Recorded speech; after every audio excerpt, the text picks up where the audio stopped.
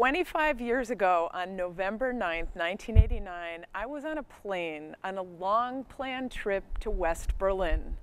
So the wall fell while I was on the plane and I had no idea. I landed in Frankfurt, we changed to Pan Am flight to Berlin, and everyone was reading newspapers with headlines, "The wall is open."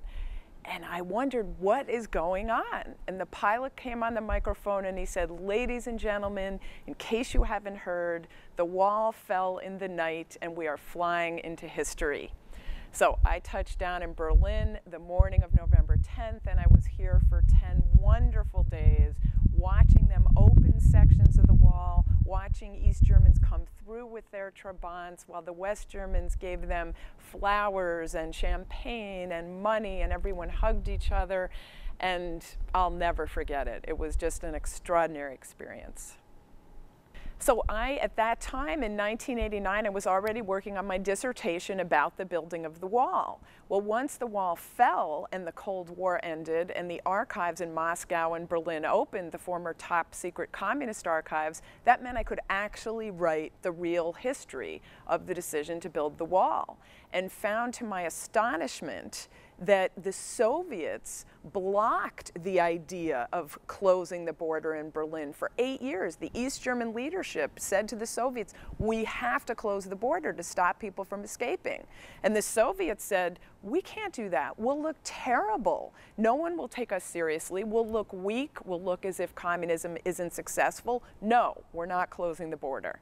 And finally, in the summer of 1961, when 1,000 East Germans were fleeing to the West every day in Berlin, the East German leader finally got approval from the Soviets to seal off the border in Berlin and build the Berlin Wall.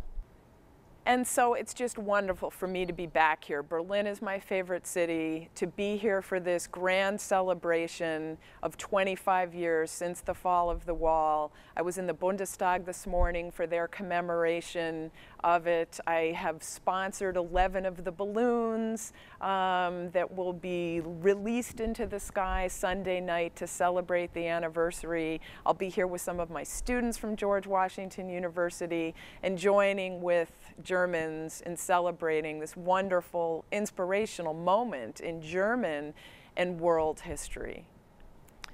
So I'm also here because the book I'm writing now looks at how Germany has dealt with remembering the wall for the past 25 years. So the final chapter of my book will be about this 25th anniversary and how the Germans have switched from first a serious focus on the bad side of the wall, the people that were killed, and they have commemorated those people and found out and published all the information about each individual. Now they are looking at the happy side of the wall, the peaceful fall of the wall 25 years ago, and it's wonderful to be here to celebrate with everyone.